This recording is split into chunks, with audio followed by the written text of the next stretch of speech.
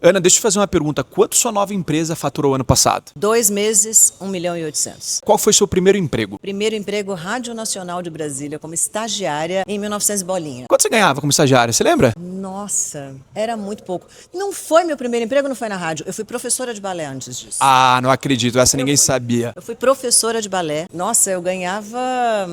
que era tanta moeda, não era real, gente. Eu sou de outra época, né? Não era real naquela época. Era, sei lá, cruzeiro, talvez.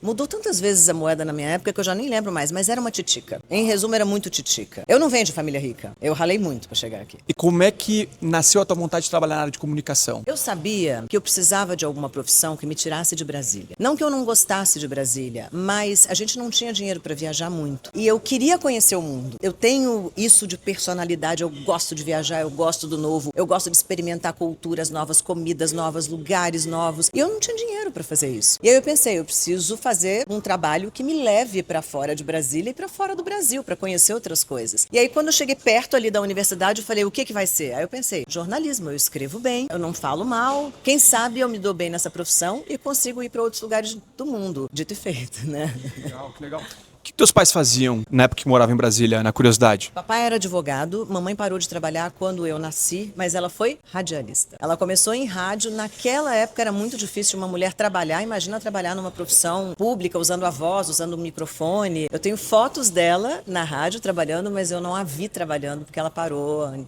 logo que eu nasci. E quanto tempo depois que você começou a trabalhar, você saiu de Brasília? Eu ainda fiquei em Brasília bastante tempo, mas aí a minha experiência ficou mais interessante, porque no começo, claro, como todo mundo, cobri matéria local, jornalismo local, e depois eu comecei a cobrir política e economia. E política e economia me levaram para fora de Brasília, mas principalmente para as minhas primeiras viagens internacionais. Tanto presidentes da República quanto presidentes de Banco Central, ministros da Fazenda, os grandes representantes do Brasil iam para fora para encontros internacionais, encontros bilaterais, assinatura de acordos, e eu ia para fazer as matérias sobre isso. Então eu conheci boa parte do mundo viajando a trabalho, fazendo reportagens. E teve algum ponto de virada na tua carreira que você sentiu, tô saindo da posição inicial e tô me tornando alguém grande de representatividade? Eu acho que quando começaram em Brasília a ficar muito importantes os planos econômicos de estabilização da moeda, porque para você que é muito novinho, você não sabe, mas a gente teve 80%, 90% de inflação em um mês. O que significa que se você recebesse o seu salário e fosse no mercado fazer compras, você tinha que ir na hora que você recebesse, porque 3 horas depois ele já valia muito menos. As pessoas saíam desesperadas para comprar. O dinheiro valia muito pouco. E foram sucessivos planos de tentativa de estabilizar a moeda, até que em 1994,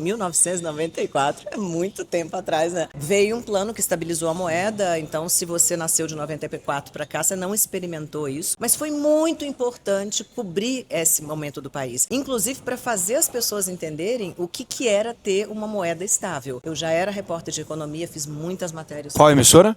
Globo, naquela época. Globo. Mas curiosidade, como é que foi entrar na Globo? Quando você tinha quando você entrou na Globo e o que passou na tua cabeça? Teve frio na barriga? A Globo já era tudo isso que virou? Essa história é boa, senta porque vai valer a pena você assistir. Eu trabalhava numa emissora local, poucos meses, eu estava lá uns 3 meses. E antes de ir para essa emissora local, eu tinha ido levar as minhas reportagens, porque estava chegando uma emissora nova em Brasília. Eu falei, opa, essa aí deve pagar melhor. Fui lá, deixei as minhas reportagens e quando eu fui buscar, a pessoa que viu as reportagens falou assim, olha, desiste de TV, você nunca vai ser uma boa profissional de TV. Eu falei, tá bom, né? Então, botei minhas coisinhas debaixo do braço, voltei lá para a minha emissora local e pensei, preciso tentar um jornal escrito, porque eu escrevia bem, já que não é televisão, quem sabe um jornal. 1 mês e meio depois, a Globo me ligou me oferecendo uma vaga, e eu fiquei lá 18 anos e fiz carreira lá. E foi essa história. Não deu tempo nem de pensar, falei, tudo bem, se aquela emissora não me quer, a Globo... Impressionante. E 18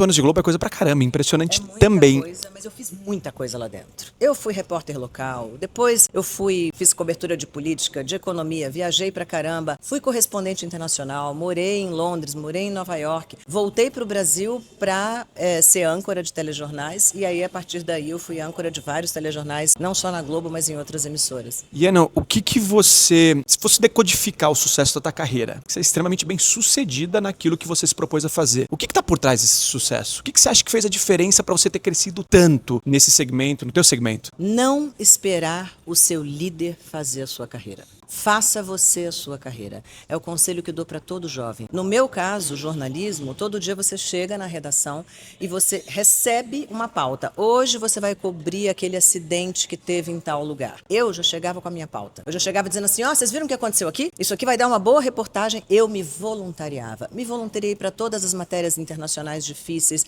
regiões de conflito. Me voluntariei para cobrir todos os assuntos importantes. E aí você se destaca, porque você tem sempre uma ideia nova e está sempre apresentando e guiando a sua carreira para o lado que você quer ir. Então, quando eu virei uma repórter de economia, é porque eu propunha muita matéria de economia. Eu acho que você não pode esperar, não é responsabilidade do seu líder fazer isso, a responsabilidade é sua. Genial, sensacional. Em que momento, Ana, você foi convidada a trabalhar no MasterChef? Porque muita gente, inclusive, atrela a tua imagem ao MasterChef. Foi um boom de sucesso, né? Como é que foi esse convite? O MasterChef já era tudo isso lá fora?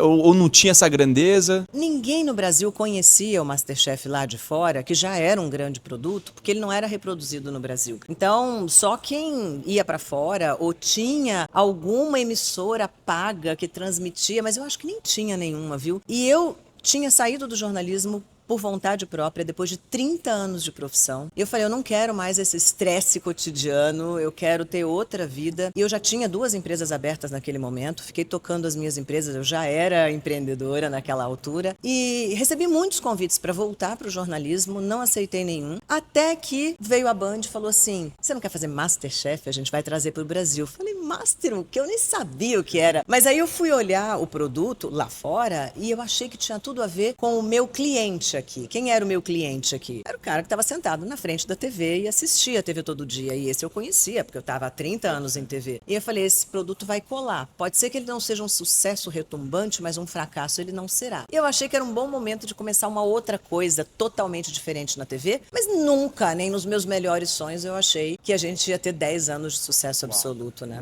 E Ana, por quantas transições de carreira você passou ao longo da sua carreira profissional? Nossa, essa é uma pergunta difícil, porque eu acho que eu passei por 3 grandes transições, que foi a minha saída do jornalismo de rua para sentar numa bancada e apresentar jornais. Depois eu saí do jornalismo e fui para o entretenimento, mas ainda em TV. E depois larguei o entretenimento no ano passado para montar uma empresa completamente nova e, enfim, assumir o meu lado empresária. Empresa de que área? É, empresa na área de educação digital. Virou nossa sócia aqui na Conquer. Verdade, com a Conquer. A gente não é bobo, gente, a gente não é bobo. Não, e foi sensacional para mim, porque vocês sabem que eu já exercia como atividade paralela na minha vida a comunicação com mulheres, a reunião de mulheres, a promoção de talentos femininos, e poder fazer isso agora como um trabalho é muito gratificante, sabe? Eu acho que eu estou num momento de vida de fazer isso. Mas eu fiz muitas transições, eu mudei muito de cidade, eu mudei muito de área dentro da minha profissão. Eu sou inquieta. Corajosa. E o medo? Você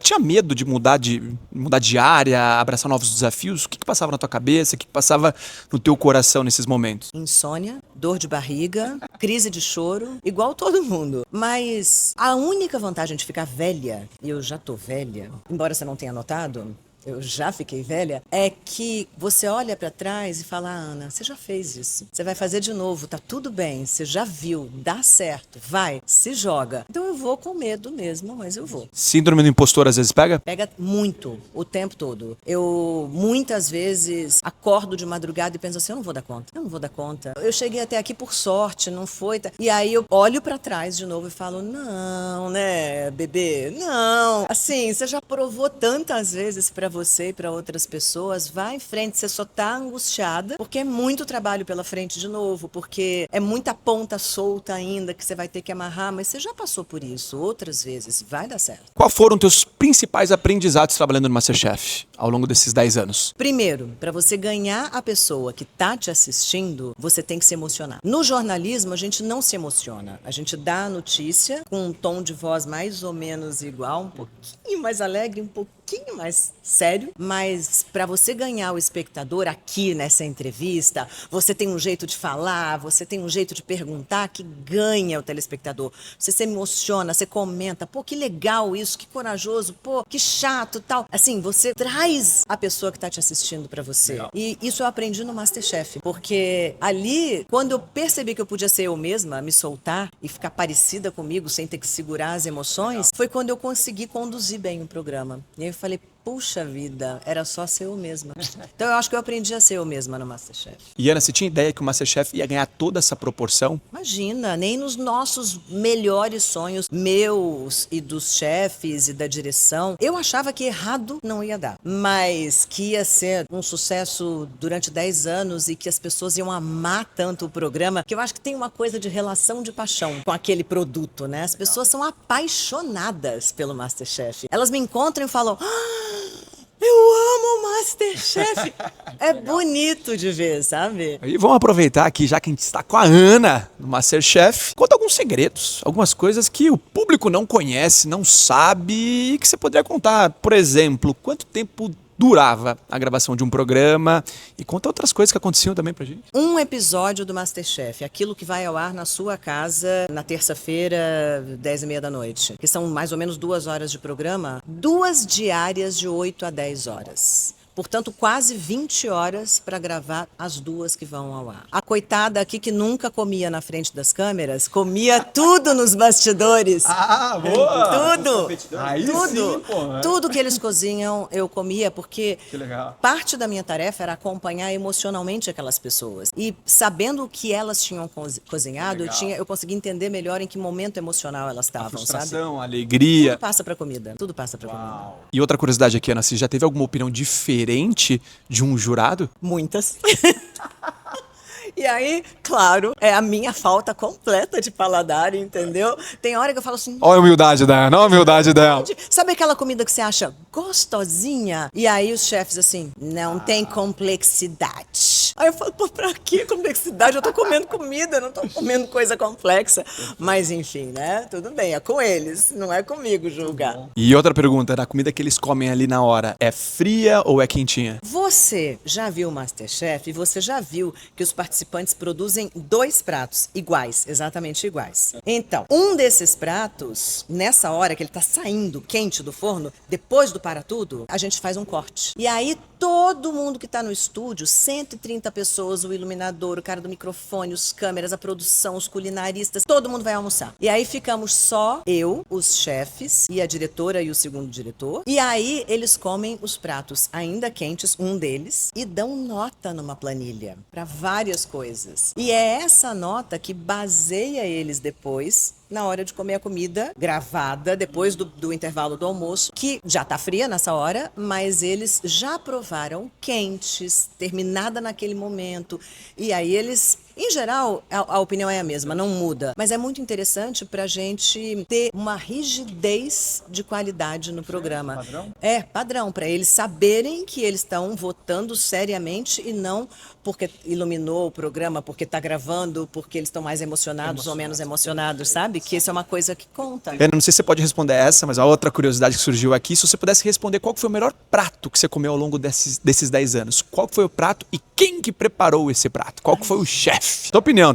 Olha, é difícil porque tinha muito prato bom. E quando a gente fala de MasterChef profissional, a gente está falando de uma coisa diferente do MasterChef amadores. Então, eu vou deixar o profissional de lado, porque foram vários pratos icônicos, mas de pessoas muito preparadas, que já tinham estudado, que já eram chefes dos seus restaurantes. E aí eu acho que a comparação não é muito justa. Prato de amador muito bom, a Isa Scherer, que ganhou uma das temporadas do MasterChef, que depois teve Gêmeos, é um doce de menina, ela fez um sorvete de tucupi, eu acho. Ela transformou um prato paraense maravilhoso numa sobremesa. E ficou um negócio assim, dos deuses. Eu falei, meu Deus do céu, que coisa maravilhosa. Teve um prato muito maravilhoso também de um competidor da temporada de amadores que já tinha morado em algum lugar da Ásia, do Sudeste Asiático, e ele trouxe uma reinterpretação de uma espécie de sopinha tailandesa. Gente, aquilo estava muito divino. Alguns pratos, eu acho que eu destacaria esse da Elisa pela criatividade de transformar um prato brasileiro, muito típico da região norte do Brasil, numa sobremesa. Foi muito audacioso e deu muito certo. E ela ganhou o MasterChef, a Isa. Parabéns, Isa. Que legal, que legal. E Ana, um dos primeiros episódios aqui do canal a gente gravou com o Ravi. Eu estudei com o Ravi. Cara, estudei com ele. Cara, gente finíssima, querido. E eu queria saber o que você achou dele, a participação dele. Enfim, quais foram as tuas impressões do Ravi como chefe? Pô, quem sou eu pra falar de um chefe como o Ravi? O cara é bom pra bom. caramba. Agora, eu que não tô lá pra julgar prato, eu vou falar do Ravi que eu conheci, que é uma das pessoas mais boa gente, mais generosos, mais sorridentes, gente boa. Eu não sei se eu vi o Ravi carrancudo, de mau humor, pesado, triste. E é difícil trabalhar com aquele grau de pressão que a gente tem no Master. E o Ravi, pô, ele tava sempre com uma piada ali, ele sempre falando alguma coisa pra cima, maravilhosa. Ele é um cara muito 10. Ele é incrível. Se você não assistiu ainda o episódio do Ravi, você tem que assistir. Ele faz um baita sucesso como empreendedor na área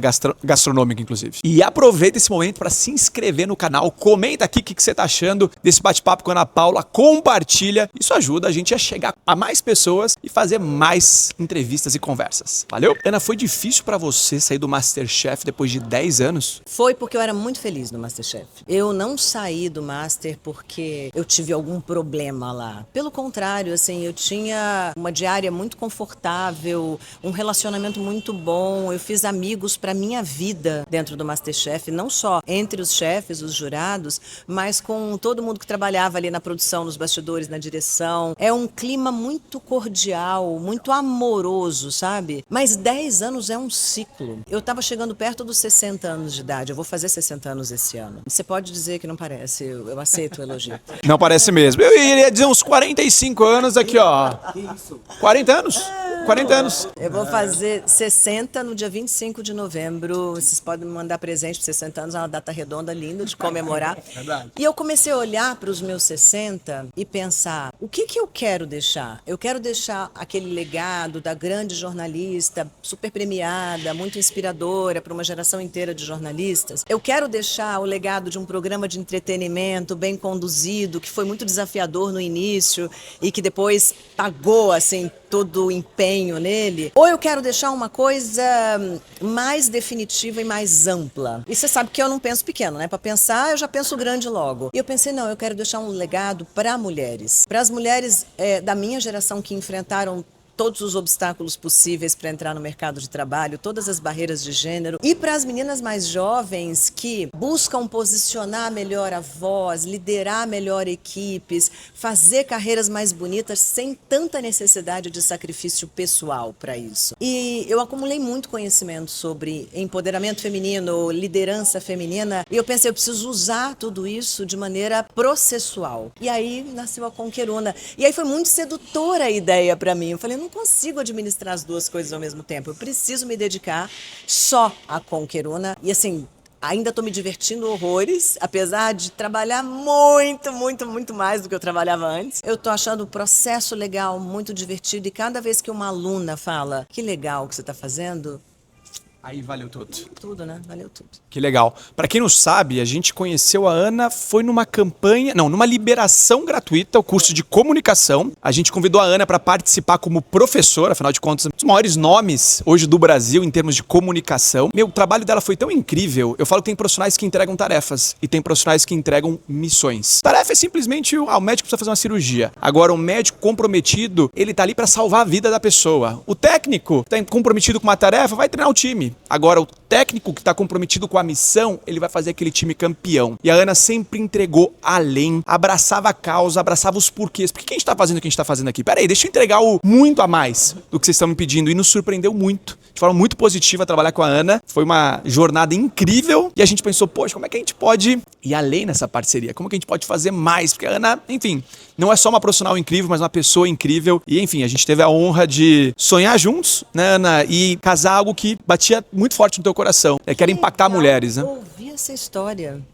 Eu conheço o meu lado da história, mas eu nunca tinha ouvido do meu sócio o lado dele da história. É muito legal, assim, de fato, eu não acho que eu sou uma pessoa séria. Pelo contrário, eu faço piada, eu sou a palhacinha da turma, eu sou de Sagitário, eu gosto de... Uau, mas eu levo as minhas missões muito a sério. Eu acho que se você abraça um negócio, levanta da cama, vai fazer, vai dar o mesmo trabalho se entregar 50% ou 150%. Vai e faz, bota emoção naquilo, bota alma, bota propósito, bota quem você é naquele negócio. Porque se der errado, cara, você sabe que você fez tudo que você podia fazer. É porque não era pra ser. Você sabe que você fez o seu melhor. Talvez o seu melhor não fosse suficiente, mas de verdade, nunca deu errado. Nunca deu errado. Fantástico. Muito bom. Tem uma frase que eu gosto muito, você sabe por que as pessoas não são promovidas? Primeiro, ou elas não fazem aquilo que elas foram contratadas para fazer, ou, em segundo lugar, elas só fazem aquilo que foram contratadas para fazer. Então você precisa pensar além, você precisa fazer as coisas comuns de forma incomum para você se destacar. E, enfim, você e a tua carreira é um super exemplo disso. É realmente uma honra estar contigo nessa nova jornada da Conqueruna. Mas, aliás, Conqueruna, não tinha nem falado o nome, né? Conqueruna. E foi um nome que quando eu levei, tanto para o Wendel quanto para o Joseph, eles falaram, nossa, é bom. Porque eu não sou muito boa do marketing, eu sou do conceito, do conteúdo, a minha formação é essa. Então o nome para mim foi um negócio assim muito difícil. Eu sabia quando eu não gostava, mas eu não sabia o que ia ficar bom. E quando eu levei para eles falaram, nome forte. Bom, nome forte, cola, que legal e tal, e aí virou Una. O Thiago Dalvi, em uma outra entrevista, ele falou que o segredo do nome é um nome curto de no máximo 5 letras. Nunca tinha ouvido essa dica, esse conselho, tá em outro episódio aqui do canal. E Conqueruna, né, com 4 letras aqui, escancara isso, nessa filosofia. É bem legal. Nome curto, que cola, é fácil de falar. E uma coisa que eu já ouvi é que a comunicação visual de uma empresa deve se basear em 3 formas, no máximo 3 formas. Que a comunicação da Conquer é toda o triângulo, né? Não seja quadrado, seja triângulo. E para mim, quando eu vi o triângulo, eu pensei no útero invertido. É um útero de cabeça para baixo. E o útero é uma comunicação muito feminina, tem muito a ver com mulher, obviamente. Então eu penso muito na coisa do útero invertido como... E a gente adotou um pouco o triângulo pra gente, né, na nossa comunicação. E eu adoro isso. Muito legal. Ana, você sempre foi uma referência feminina em tudo que você fez. Eu queria que você compartilhasse como que você encara hoje o espaço que as mulheres estão ocupando hoje no mercado de trabalho. Wendel, melhorou? Melhorou. Tá bom? Não. Tá muito longe de estar bom. Eu acho que para as mulheres há uma série de obstáculos que são diferentes dos obstáculos que os homens enfrentam. As mulheres, mesmo quando não têm uma casa para cuidar, um monte de filhos para educar, ela tem uma carga mental adicional à dos homens, que é a de organizar a economia do cuidado. Quem cuida dos mais velhos é a mulher, quem cuida dos doentes é a mulher, quem cuida da saúde doméstica, da qualidade de vida doméstica é a mulher. Quando há filhos, quem cuida preferencialmente dos filhos é a mulher. E quando ela terceiriza esses cuidados, ainda assim ela fica pensando em como que ela vai fazer aquilo, como que ela vai administrar, que tarefas ela vai distribuir. Ela tem sempre várias empresas na cabeça dela. Uma ideia de uma empreendedora, quando está sendo vendida num ambiente de investimento, por exemplo, não é tão levada a sério de maneira tão simples quanto a de um homem. Então eu acho que a mulher enfrenta uma série de barreiras que são da história de ter que equilibrar muitos pratinhos e da cultura que não espera dela que ela seja 100% profissional o tempo inteiro. Então, para ela é muito difícil. Como é que ela fala numa reunião? Se ela for assertiva demais, ela vai parecer arrogante. Se ela for doce demais, ela vai parecer frágil. Como é que ela equilibra os universos dela? Porque se ela disser, gente, hoje eu tenho que sair mais cedo porque o meu filho tem um médico, ela vai ser comparada com o cara que não vai sair mais cedo, porque quem vai sair mais cedo é a mulher dele. É muito mais difícil, aí ela tem medo de perder ponto na empresa. Ela passa por uma série de dramas internos, de dores, que o homem não passa. Então, assim, é mais difícil para a mulher. Eu entendo esses dramas porque eu passei por eles, mas para a mulher ainda é muito difícil. E pensa, quantas mulheres tem na cadeira número 1 das empresas em termos percentuais hoje no Brasil? Menos de 5%. Qual o país do mundo que tem o maior percentual de mulheres na cadeira número 1? País nórdico, certamente. Qual é esse percentual? 15%. Então, assim, não tem... Ainda a gente não chegou lá ainda. Não que tenha que chegar, mas eu acho muito saudável que você tenha diversidade no topo das empresas. Diversidade significa, sim, inovação. Pontos de vista diferentes significam uma empresa que é mais capaz de produzir coisas novas. E eu tenho uma curiosidade, né? Você acredita no equilíbrio entre a vida pessoal e profissional? Eu acho que dá para fazer tudo, não ao mesmo tempo. Estabelecer prioridades é outra questão dura para a mulher. E eu acho que é uma questão de estabelecer prioridades. Todo dia a gente acorda para administrar todas aquelas histórias. O que hoje é prioridade? Prioridade hoje é a empresa que está com um desafio gigantesco para a semana que vem. Bota sua atenção lá e seu foco lá. Prioridade hoje é o meu filho que está com um drama pessoal de bullying, bota foco. A prioridade hoje é o meu relacionamento, porque se continuar desse jeito vai desandar, não vai dar bom. Foca nisso. Tudo ao mesmo tempo, gente, não dá, não tem Supermulher, não tem capa, né, de Wonder Woman. Dá pra tirar esse peso na consciência, né? É o desequilíbrio consciente. Não dá para tirar a dor. Isso sempre vai doer. Sim. Mas é uma questão de conviver melhor com as dores que são intrínsecas a ter sido socializada como uma mulher, de quem se espera determinados papéis. Eu acho que parte da minha história é a de quebrar a expectativa com relação a papéis sociais que a mulher deve exercer. Eu, por exemplo, não fui mãe e não serei. Eu não estou com o meu primeiro marido, estou com o meu terceiro marido. Eu não fiz uma carreira única e perene. Quando eu cheguei numa cadeira muito confortável no jornalismo, eu decidi que eu não queria mais aquela cadeira e fui para outro lugar. Eu fiz um programa com uma equipe maravilhosa de entretenimento, que é uma das paixões do brasileiro. E quando ele entrou num voo de cruzeiro bastante confortável, eu achei que estava confortável demais para mim. Então, assim, eu quebro paradigmas. E eu não sou rejeitada por causa disso. Então, eu acho que é parte da minha missão mostrar para as meninas que é possível do jeito que elas escolherem para elas. Basta que você seja coerente, porque para toda escolha vai ter uma consequência que você vai ter que bancar. Mas é isso. Muito bom. E Ana, para as mulheres que estão nos acompanhando aqui e têm o sonho de empreender, qual conselho que você daria? Empreendedorismo é foco e não confundir isso com paixão. Você vai abrir uma empresa por paixão, bota a paixão no seu hobby, sabe? Não porque você é apaixonada, você tem que ser boa naquilo. Eu, sinceramente, adoro cozinhar e de preferência na praia. Mas, cara, não é a coisa que eu melhor faço na minha vida. É uma paixão. Mas não é algo que vai me levar profissionalmente para um lugar qualquer. Eu tô focada naquilo que eu sei realizar. Empreendedorismo não pode ser nem por paixão, nem por necessidade. Ele tem que ser por oportunidade. Ele tem que ser porque você estudou o mercado e chegou à conclusão de que tem aquele buraco ou aquela dor que você pode curar. Por quê? Porque é parte do seu talento fazer aquilo.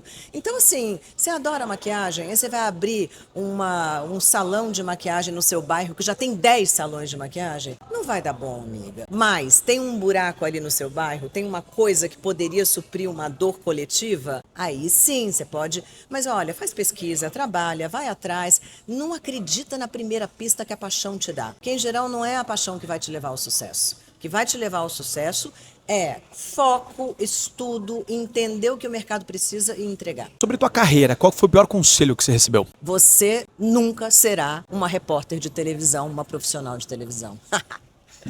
E doeu quando você ouviu isso? Não doeu, porque eu era muito nova e sempre fui muito otimista. E eu acredito firmemente que um não nunca é um não. Ele é uma palavra em si, mas ele pode ser uma porta fechada. Uma porta, você bateu, abriram, não. Mas é a única porta para te levar àquele lugar onde você quer chegar? Pega outro caminho, abre outra porta, entra pela janela.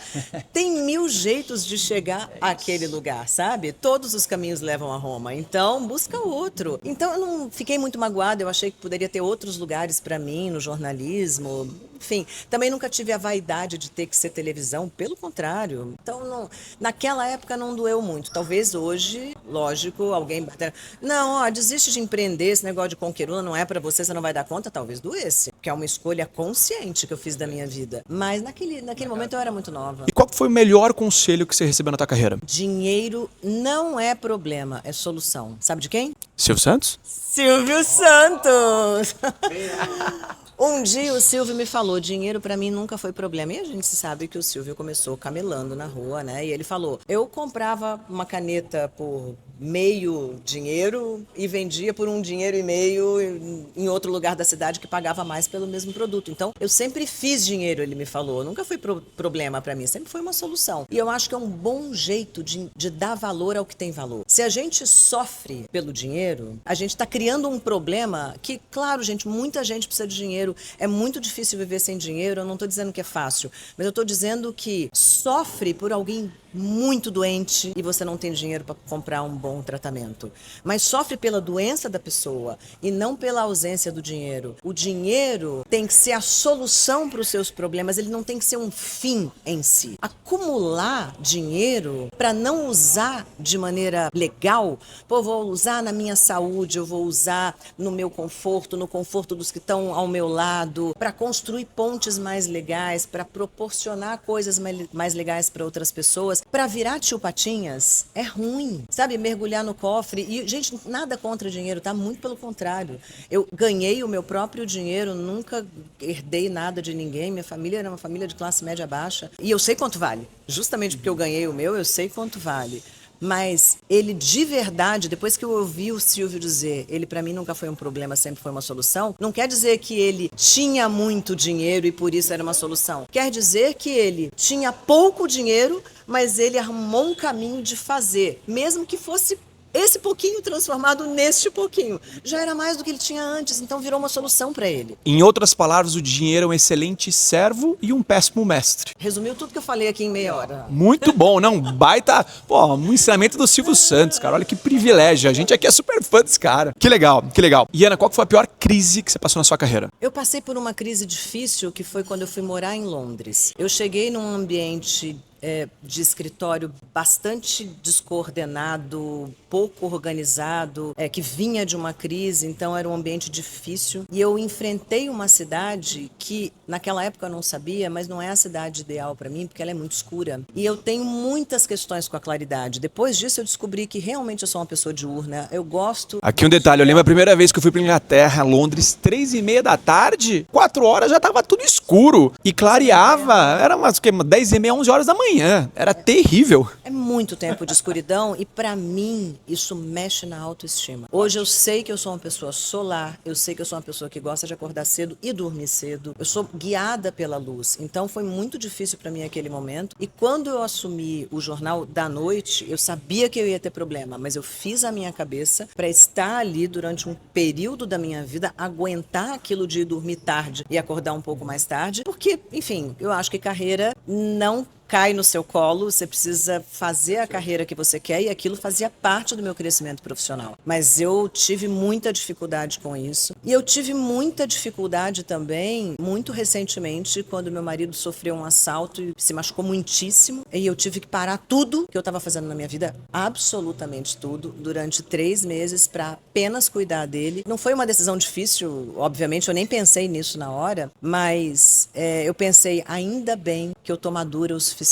para não ver isso como um sacrifício, mas sim como uma solução para a vida que eu quero ter para mim. Então, eu fiquei me imaginando passando por isso com 20 anos, 30 anos, é muito diferente. A gente não tem a maturidade que a gente tem mais tarde, a gente não tem os valores equilibrados direito ainda na vida. Então, foi muito interessante, me fez pensar muito. Foi um momento muito duro, né? Você vê uma pessoa muito machucada na sua frente, mas foi um momento de muito crescimento, foi legal no fim das contas. Muito bom, muito bom. Ana, uma lição de vida que a escola não ensina. A escola não ensina as mulheres a se posicionarem bem dentro das empresas para fazer carreira. O ensino de habilidades técnicas não é suficiente para uma mulher, porque ela tem uma série de outros obstáculos que não se aprendem na escola porque não são de ordem cognitiva, são de ordem não cognitiva. São habilidades que ela tem que desenvolver para superar obstáculos que são, no fundo, barreiras de gênero, porque ela é mulher, ela enfrenta obstáculos que os homens não enfrentam. E é isso que eu tento ensinar hoje para ela. Encontrar esse caminho do posicionamento de maneira mais simples, sabe? Sofrer menos com isso, por entender que não é uma dor solitária e individual, é uma dor coletiva. Todas nós, mulheres, passamos por isso. E se a gente pega o bom caminho, inclusive de formação de rede, de estar juntas nisso, fica mais fácil. Que habilidades são essas, se você pudesse decodificar, Ana, que você acredita que toda mulher deveria ter aprendido?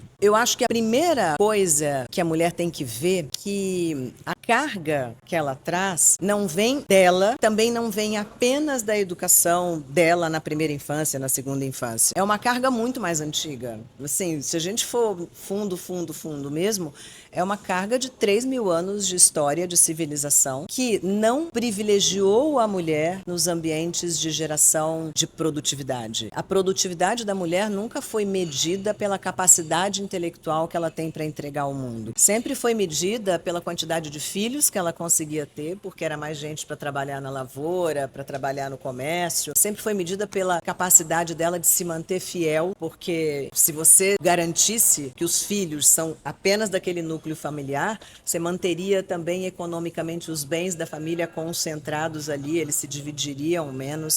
Sempre foi medida pela capacidade dela de gerar cuidado para todo mundo que necessitava de cuidado, então cuidar de todo mundo que estava precisando, e é por isso que a economia do cuidado, se fosse paga hoje no mundo, não tem trilhões de dólares que pagariam, assim, é muito dinheiro de um trabalho que não é pago, né, não é remunerado. A mulher nunca foi medida pelo que ela pode entregar profissionalmente e, gente, não tem nada na genética feminina que diga que ela não pode fazer essa entrega. A gente sabe que pode, a gente sabe que a cabeça da mulher é igual ao do homem, não tem nada nos genes que a diferencie do ponto de vista intelectual do homem. Desde o início, o mundo foi menos justo com a mulher por colocá-la num lugar de permanente submissão a outras coisas que eram mais relacionadas ao poder e que quase sempre eram masculinas. E eu acho que isso é uma dor que ela carrega permanentemente com ela e que ninguém vai ensinar para ela que é assim que é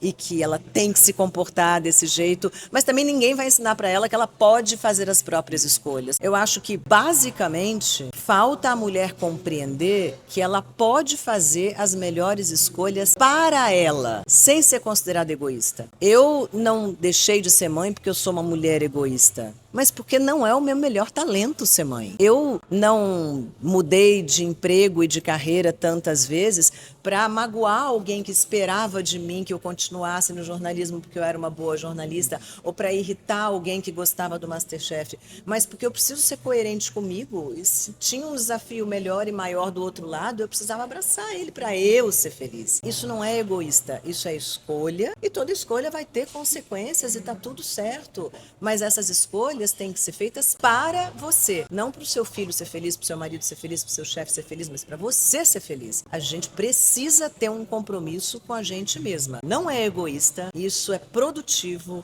isso faz com que você seja uma pessoa mais resolvida, mais feliz, que distribui mais felicidade para quem está do seu lado. Muito bom, muito bom. Ana, a última pergunta. Se você tivesse que recomeçar hoje do zero e faturar seu primeiro milhão dentro de 1 ano e tua vida dependesse disso, o que você faria? Não vale Conqueruna, que você fez isso, né?